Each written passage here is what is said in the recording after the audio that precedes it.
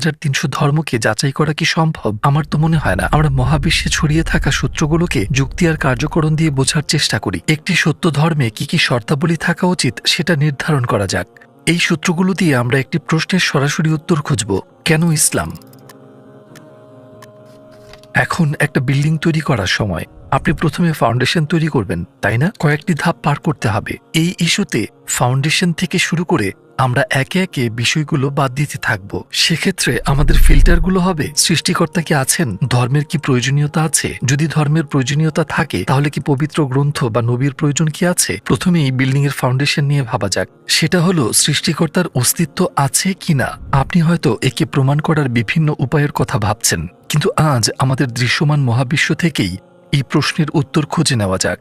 এখন আমি যে উদাহরণটা দিতে যাচ্ছি সেটা বুঝতে হলে একটু মন দিয়ে শুনুন। পদার্থবিজ্ঞান বলে, যদি কোনো কাজ সম্পন্ন হয় তাহলে